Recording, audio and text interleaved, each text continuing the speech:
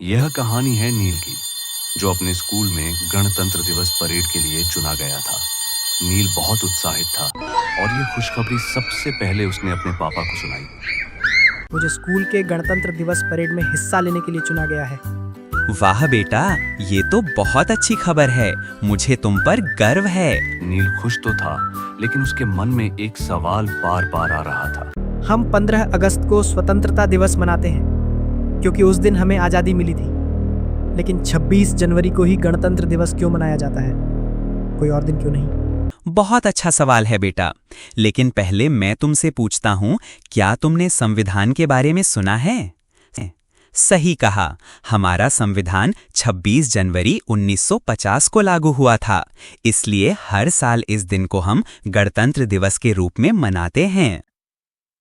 पापा, लेकिन 26 जनवरी ही क्यों? कोई और तारीख क्यों नहीं? बेटा, 26 जनवरी को इसलिए चुना गया क्योंकि 1930 में इसी दिन भारतीय राष्ट्रीय कांग्रेस ने पूर्ण स्वराज यानी पूर्ण स्वतंत्रता की घोषणा की थी। इसलिए 26 जनवरी का विशेष महत्व है। क्या तुमने डॉक्टर भीमराव अंबेडकर का नाम सुना है? उन्हें भारतीय संविधान का निर्माता यानी father of the Indian constitution कहा जाता है।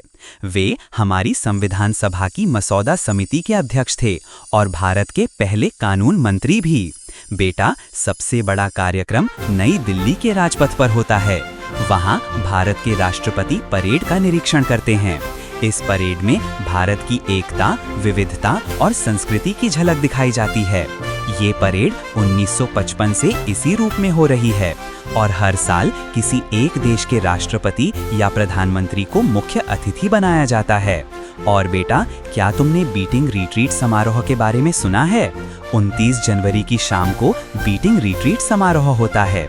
इससे गणतंत्र दिवस के उत्सव का समापन होता है। इसमें सेना, नौसेना और वायुसेना की बैंड टीम सुंदर धुनें बजाती हैं। धन्यवाद पापा, मैं ये सारी बातें कल अपने दोस्तों को भी बताऊंगा। यह सुनकर नील बहुत खुश हुआ। इस तरह नील ने न केवल गणतंत्र दिवस की तैयारी की, बल्कि इसके इतिहास और महत्व को भी समझा।